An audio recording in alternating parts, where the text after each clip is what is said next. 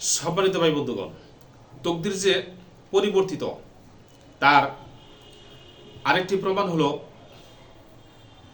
কোরআনুল কারীম। আল্লাহ রাব্বুল আলামিন হযরত ইউনূস আলাইহিস সালামের ঘটনা বর্ণনা করতে গিয়ে বলছেন, যদি ইউনূস আলাইহিস সালাম আমার পবিত্রতা ঘোষণা না করত তাহলে কিয়ামত পর্যন্ত মাছের পেটে থাকতো। তাহলে কি বুঝলেন? তকদির পরিবর্তন। ইউনূস আলাইহিস সালাম যদি মাছের পেটে আল্লাহর পবিত্রতা ঘোষণা না করত তাহলে ইউনূস আলাইহিস সালামকে আল্লাহ তাআলা কিয়ামত পর্যন্ত মাছের পেটে রাখতেন। ওটাই ছিল তকদির। কিন্তু যখন সে আল্লাহ তাআলার কাছে তার অপরাধ স্বীকার করেছে, ভুল স্বীকার করেছে, আল্লাহ তাআলার পবিত্র নামে তসবিহ পাঠ করছে, আল্লাহ পাক তাকে কি করে দিয়েছেন? মুক্ত করে দিয়েছেন। এই তকদির পরিবর্তন। একজন মেয়ে মানুষ রাসূল সাল্লাল্লাহু আলাইহি সাল্লামের কাছে আগমন করলো। তার শরীরে কুষ্ঠরোগ ছিল। রাসূল সাল্লাল্লাহু আলাইহি সাল্লাম এই মহিলাকে বললেন, তুমি যদি চাও আমি দোয়া করব, তোমার এই রোগ ভালো হয়ে যাবে। এটা তোমার তকদিরে লেখা আছে, কিন্তু তুমি যদি চাও যে এটা পরিবর্তন হোক তাহলে আমি দোয়া করব, তোমার তকদির এটা কি হবে? পরিবর্তন হয়ে যাবে। তখন সেই মহিলা এই রোগ চলে যাওয়াটাই সে আকাঙ্ক্ষা প্রকাশ করলো। রাসূল দোয়া করলেন, সে ভালো হয়ে গেল। তাহলে কি বুঝলেন? তকদিরে যেটা লেখা আছে সেটা কি হয়? আমল দ্বারা, দোয়া দ্বারা পরিবর্তন হয়। এটাই 100% প্রমাণ। এবং আমি যেটা আগেও বলেছি যে আল্লাহ তাআলা হলেন গাফুরুর রহিম। তিনি অতিশয় দয়ালু। মা সন্তানকে যতটুকু ভালোবাসে আল্লাহ রাব্বুল আলামিন তার চেয়ে বেশি তার বান্দাকে ভালোবাসে। তাহলে এই বান্দাকে আল্লাহ তাআলা সৃষ্টি করেছেন কত মায়া মহব্বত আদর করে। গোটা সৃষ্টিগুলোর উপরে এত মর্যাদা দিয়ে মানুষকে সৃষ্টি করে আল্লাহ পাক তাকে জাহান্নামে দিবেন। আগে থেকে জাহান্নাম প্রস্তুত করে রেখেছেন তার জন্য। তার কপালে লিখে রেখেছে সে যত ভালো আমল করুক তাকে জান্নাত দিবেন না জাহান্নাম দিবেন। এটা কি কোনো বিবেকবান মানুষ বলতে পারে? বলতে পারে না। আমার ভাইরা, আমি নাস্তিক ভাইদেরকে বলবো যে আপনারা যদি এই কথা বিশ্বাস করেন যে তকদিরে যা লেখা আছে তাই হবে, তাহলে আপনারা বলেন তো যে আজ পর্যন্ত এমন কোনো মানুষ আছে যে ঘরের ভিতরে বসে থাকে যে আমার তকদিরে যদি লেখা থাকে আমি কোটিপতি হব, তাহলে আমার কামাই করার দরকার কি? আমি তো ঘরে বসে থেকে কোটিপতি হব, আমার তকদিরে লেখা আছে, আমার যাবে কই? আমার তকদিরে লেখা আছে আমি কোটিপতি হব, তাহলে আবার এই তকদিরে লেখা কোটিপতি যাবে কই? এই ভরসা করে কেউ ঘরের ভিতরে বসে থাকে? বসে থাকে না। কি করে? কামাই রুজি করে। আমার ভাইরা, কোনো মানুষ যদি অসুস্থ হয় সে কি বলে যে আমার তকদিরে যদি লেখা থাকে সুস্থতা, তাহলে আমি সুস্থ হব, কাজে আমি ডাক্তারের কাছে যাবো না? এটা করে কেউ বসে থাকে? বসে থাকে না। তাহলে সে কি করে? ডাক্তারের কাছে যায়, ওষুধ খায়। কেউ কি এই কথাগুলো বসে থাকে যে আমার তকদিরে যদি আমার এসএসসি পরীক্ষায় গোল্ডেন থাকে আমি গোল্ডেন পাবো, কাজেই আমার লেখাপড়ার দরকার নাই, পরীক্ষা দেওয়ার দরকার নাই? এমনটা কি কেউ করে? করে না। কেউ কি মাছ ধরতে এরকম চিন্তা ভাবনা করে যে মাছ যদি আমার কপালে থাকে তাহলে আমার ঘরে চলে আসবে, কাজে মাছ ধরার জন্য যাবো না? এমনটা করে? করে না। তাহলে এইগুলো হলো পার্থিব ক্ষেত্র। পার্থিব ক্ষেত্রে মানুষ তকদিরের উপর ভরসা করে বসে থাকে না। এটা কোনো নাস্তিকও থাকে না। থাকে? থাকে না। তাহলে পার্থিব ক্ষেত্রে যদি আপনি 100% চেষ্টা করেন, সেখানে আপনি তকদিরকে গুরুত্ব না দেন, আমি নাস্তিক ভাইদেরকে বলবো ধর্মীয় ক্ষেত্রে এসে কেন আপনি তকদিরকে গুরুত্ব দিয়ে বসে থাকেন? আমার তকদিরে যদি জাহান্নাম লেখা থাকে আমি নেক আমল করলেও জান্নাতে যেতে পারবো না, এটা পাইলেন কই? তার মানে আপনারা 100% শয়তানি করতেছেন। তকদিরের কথা বলে ধর্ম পালনের ক্ষেত্রে এসে আপনারা কি করতেছেন? 100% শয়তানি করতেছেন। রাসূল সাল্লাল্লাহু আলাইহি ওয়াসাল্লামের কাছে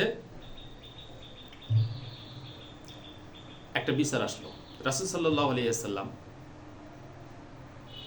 বিচার করে দিলেন ইহুদি আর একজন মুসলমান।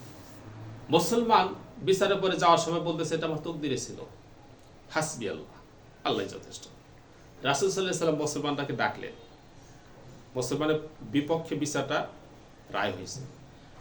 তো এই মুসলমান এই কথা বলার পরে চলে যাইতেছে, রাসূল ডাক দিলেন, ডাক দিয়ে বলে, শোনো শোনো, তুমি আগে কাজটাকে সঠিকভাবে সম্পন্ন করবে, সঠিকভাবে সম্পন্ন করার পর যদি সেই কাজে তুমি ব্যর্থ হও, তখন তুমি তকদিরের দোষ দিবে। কাজই করলা উল্টা পাল্টা আর তকদিরের দোষ দিয়ে বসে থাকলা, তা হবে না। আগে তোমাকে সঠিক পদ্ধতিতে কাজটা করতে হবে, বুঝলেন তো? আগেই তকদিরকে দোষ দেওয়া যাবে না। নাস্তিক ভাইগণ তারা তকদিরের দোষ দিয়ে বয়ে রয়েছে, এটা চলবে না। আপনাকে সঠিক পথে কাজ করতে হবে। আমার ভাইরা, আমি নাস্তিক ভাইদেরকে বলবো, সব যদি তকদির লেখা থাকে, এটা যদি আপনারা বিশ্বাস করেন, তাহলে আপনারা খুন খারাপি লুট তোরাজ, চুরি ডাকাতি গেলে করেন না কেন? কারণটা কি? আপনার চুরি করে সেটা, ডাকাতি করে সেটা, মানুষ হত্যা করে সব বলে তকদির লেখা ছিল, তা করেন না কেন? বা পৃথিবীর কোনো মানুষ করে এটা? করে না। কেন করে না? এই পৃথিবীতে কি করবে? শায়েস্তা করবে। এই কথা যদি কেউ বলে, তাহলে তাকে কি করা হবে? শায়েস্তা করা হবে। চুরি করছে, বলে যে আমার তকদির লেখা ছিল, ছাইড়া দিব না। ডাকাতি করছে, মানুষ খুন করছে, বললো তকদির লিখেছে, ছেড়ে দেবো? ছেড়ে দেবো না। তাহলে তকদির লেখা ছিল এই কথা বলে চুরি করেন, ডাকাতিও করেন না কেন? এই দুনিয়ার আযাবের ভয়ে, শাস্তির ভয়ে। আমার ভাইরা, এই দুনিয়ার শাস্তির ভয়ে যদি আপনি চুরি করা থেকে বিরত থাকতে পারেন, পরজগতের শাস্তিটা কি দুনিয়ার সাথে কম কম নয়? তাহলে পরজগতের আযাবের ভয়ে কেন আপনি নেকামল করতেছেন না? ওইখানে গিয়ে আপনি কেন ফাইজলাম কি করতেছেন? ওইখানে গিয়ে আপনি কেন গোরামি করতেছেন? ওইখানে গিয়ে কেন শয়তানি করতেছেন? যে আল্লাহ যে তকদিরে জানি কাজ দিয়েছে, ফাইজলাম কি করবার জায়গা পান না, তাই না? এগুলো ফাইজলাম কি আর শয়তানি একদম ফাঁস করে দিলাম। আপনি যদি তকদিরকে বিশ্বাস করেন, তাহলে এগুলো সব করেন। আর যদি এগুলো না করেন, তাহলে বোঝা গেল যে আপনি তকদিরকে বিশ্বাস করেন না। আমার ভাইরা, শুধু পরজগতের ক্ষেত্রে গিয়ে আপনি তকদিরের দোষ দিয়ে বসে থাকবেন, আর দুনিয়ার ক্ষেত্রে দুনিয়ার শাস্তি থেকে বাঁচার জন্য আপনি অপরাধ করবেন না। তাহলে পরজগতের ক্ষেত্রে গিয়ে আপনি অপরাধ কেন করতেছেন? সেখানে আযাবের ভয় কেন আপনার ভিতরে নাই? ওইখানে আযাবের ভয় যদি আপনার ভিতরে থাকে, দুনিয়ার আযাবের ভয় যদি আপনাকে দুনিয়ার আযাব থেকে রক্ষা করতে পারে, অপরাধ থেকে রক্ষা করতে পারে, তাহলে পরজগতের আযাবের ভয় থাকলে কেন আপনাকে পরজগতের আযাব থেকে রক্ষা করতে পারবে না? অবশ্যই পারবে। একদম ক্লিয়ার কাট কথা, কোনো ধরনের গোজামিল নাই। আপনি দুনিয়াতে পাপ করতেছেন না, অপরাধ করতেছেন না দুনিয়াতে শাস্তির ভয়ে, ঠিক তেমনি একই কথা পরজগতের আযাবের ভয়ে আপনি পাপ করবেন না, হয়ে গেল দুনিয়াও আপনার খালাস, পরজগতেও খালাস। এই কারণে এই যুক্তি দেখায় কোনো নাস্তিক কিয়ামতের দিন কি পাবে না? পার পাবে না। আমার ভাইরা, আল্লাহ রাব্বুল আলামিন তো নাস্তিকদেরকে, যারা মুসলমান থেকে নাস্তিক হয়েছে, এদেরকে তো আল্লাহ তাআলা এক পয়েন্ট আল্লাহ পাক তাকে আগাই রেখে দিয়েছেন জান্নাতের দিকে। তাকে আল্লাহ তাআলা জান্নাতের রাস্তায় তাকে রেখে দিয়েছেন। সে জান্নাতের রাস্তায় ছিল, আল্লাহ পাক তো জান্নাতের পথেই তাকে আগায় রাখছিলেন। নাস্তিক যারা হয়েছে, মুসলমান থেকে যারা আছে, তাদের কথা আমি বলতেছি, যে তাদেরকে তো আল্লাহ তাআলা জান্নাতের দিকেই রেখে দিয়েছিলেন। সে ইচ্ছা করে জান্নাতের পথ থেকে জাহান্নামের পথে চলে গেছে, ইচ্ছা করে।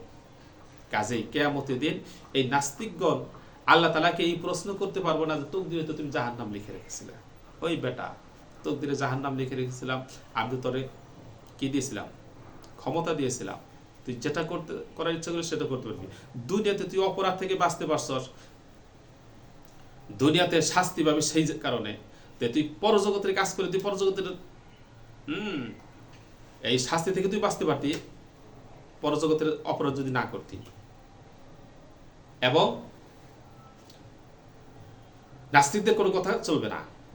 এখন প্রশ্ন করতে পারে যে আজকে যারা অমুসলিম, তারা তো ভিন্ন পথে চলতেছে, কিয়ামতের দিন তারা হয়তো আল্লাহকে প্রশ্ন করতে পারে, হায় আল্লাহ, আপনি তো আমাদেরকে সঠিক পথের পরিচালিত করছিলেন না। তাদের কোনো থাকবে না, প্রশ্ন থাকবে না। এই প্রশ্ন তাদের জন্য অবান্তর হবে। কেন প্রশ্ন অবান্তর হবে? তার কারণ হবে যে আল্লাহ রব্বুল আলামিন বলে দিবেন, দেখো তোমার মতো অসংখ্য মানুষ, তাদেরকে আমি অমুসলিম বানাইছিলাম, অমুসলিমের ঘরে জন্ম দিয়েছিলাম, পাঠাইছিলাম, কিন্তু তারা সঠিক পথে আসছে, হেদায়েতের পথে আসছে, ইসলামের পথে আসছে। কোটি কোটি মানুষ ইসলামের পথে আসতেছে, কোটি কোটি মানুষ। ইসলামটা তো শুরুতে ছিল না, নবী মুহাম্মদ সাল্লাল্লাহু আলাইহি ওয়াসাল্লাম আসার আগে ইসলাম ছিল, সারা বিশ্ববাসী অন্ধকার নিমজ্জিত ছিল। তো তার দাওয়াতে আস্তে আস্তে মানুষ, বিশ্বের মানুষ দিনের পথে আস্তে আস্তে এখন 200 কোটির উপরে। তাহলে অসংখ্য মানুষ প্রতিনিয়ত ইসলামের পথে আসতেছে।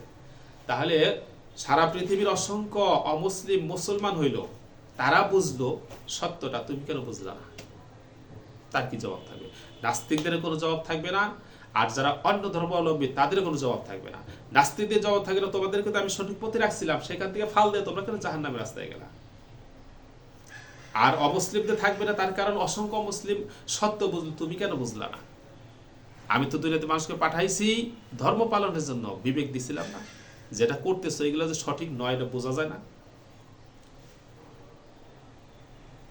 সঠিক ধর্ম তো আছে, ওটার সাথে মিলাও। আল্লাহ এক, অদ্বিতীয়। সারা পৃথিবীতে যত ধর্ম আছে সবগুলো এটার বিপরীত। কাজেই আল্লাহ যদি এক, হ্যাঁ, এটা দলিল প্রমাণ দ্বারা প্রমাণিত। কাজেই ঈসা আলাইহিস সালামের কিভাবে আল্লাহর পুত্র সাব্যস্ত করলা? সে কি তোমাদেরকে আল্লাহর পুত্র বলছে? মরিয়ম আলাইহিস সালামকে আল্লাহর মা সাব্যস্ত করলে কিভাবে? সে কি বলছে যে আমি তার, হ্যাঁ, আল্লাহর স্ত্রী? তাই তাকে তোমরা নিজে থেকে কিভাবে বানাইলে? এত বড় চরম পাপ কিভাবে করলা? জাহান্নামে যাও।